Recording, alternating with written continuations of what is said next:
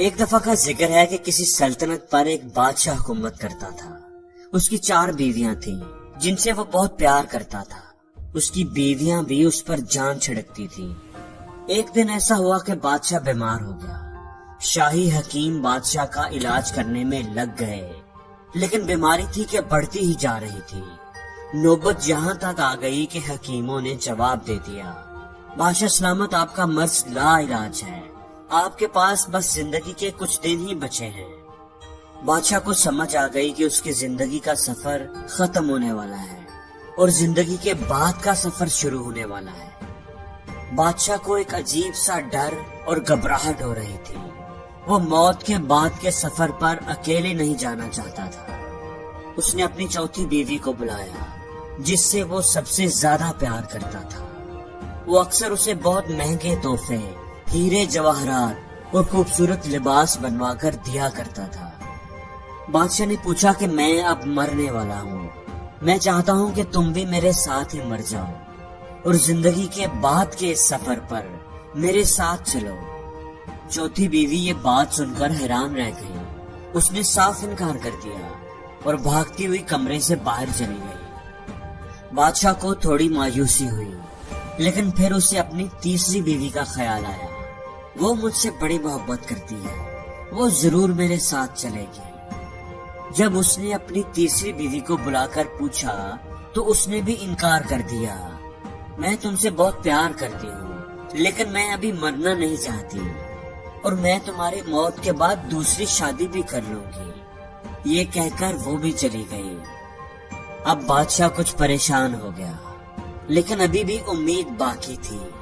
اس کی دوسری بیوی نے ایک لمبا عرصہ اس کے ساتھ گزارا تھا۔ بڑے مشکل حالات میں اس نے بادشاہ کا ساتھ دیا تھا۔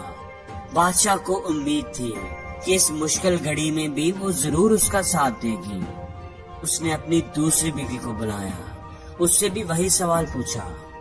دوسری بیوی نے بھی معذرت کر لی، میں تمہاری کوئی مدد نہیں کر سکتی، میں تمہارے جنازے اور کفن دفن کا انتظام اچھی طرح کر دوں گی اور آخری رسومات تک تمہارے ساتھ رہوں گی، لیکن میں تمہارے ساتھ مر نہیں سکتی۔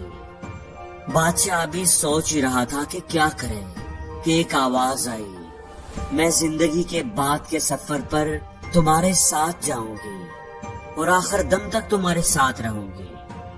بادشاہ نے دیکھا وہ اس کی پہلی بیوی تھی جس کا وہ بہت کم خیال رکھتا تھا، بہت کم وقت اسے دیتا تھا۔ بادشاہ کو اس کی بات سن کر بڑی پشیمانی ہوئی۔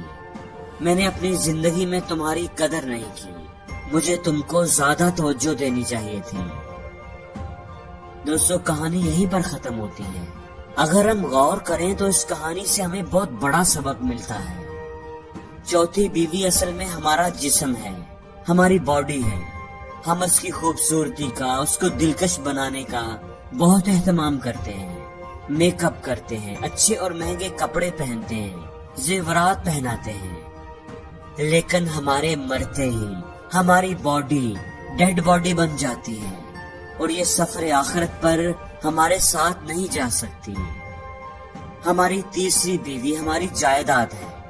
ہم پوری زندگی کوشش کرتے رہتے ہیں کہ ہمارے پاس اچھی سے اچھی گاڑی ہو، بڑے سے بڑا گھر ہو، مہنگی جیولری ہو، پلاٹس ہو، لیکن ہمارے مرنے کے بعد سارا کچھ یہیں رہ جاتا ہے۔ ہمارے ساتھ کوئی بھی نہیں جاتا، بلکہ سارا کچھ دوسروں کو مل جاتا ہے، ہمارے رشتہ داروں میں تقسیم کر دیا جاتا ہے۔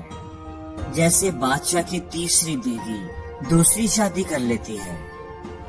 دوسری بیوی ہمارے دوست اور ہماری فیملی ہوتی ہے، ہمارے عزیز و اقارب ہوتے ہیں، ہم ان پر بہت بھروسہ کرتے ہیں اور وہ بھی ہر مشکل میں ہمارے ساتھ کھڑے ہوتے ہیں، لیکن ہمارے مرنے پر وہ بھی کچھ نہیں کر سکتے۔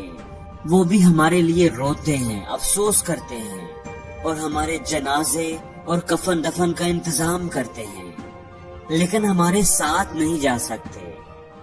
دوستو، پہلی بیوی ہمارا عمل، ہمارا کردار ہے۔ جو کچھ بھی اچھا یا برا ہم اس دنیا میں کرتے ہیں وہ آخرت میں ہمارے ساتھ جاتا ہے۔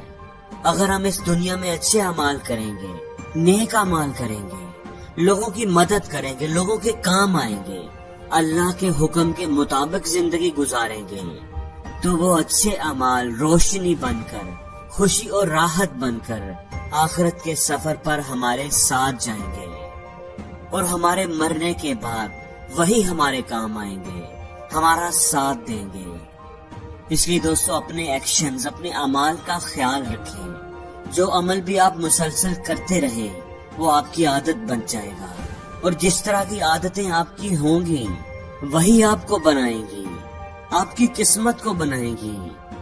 اچھے کام کریں گے تو اچھا پھل ملے گا، اس لیے اچھے کام کرتے رہیں، اچھے کاموں کو اپنی عادت بنائیں تاکہ وہ آخرت کے سفر پر آپ کا اچھا ساتھی بن جائیں۔ اور زندگی میں ہر روز کچھ نیا سیکھو، نیا سوچو، نیا کرو، لرن کرو۔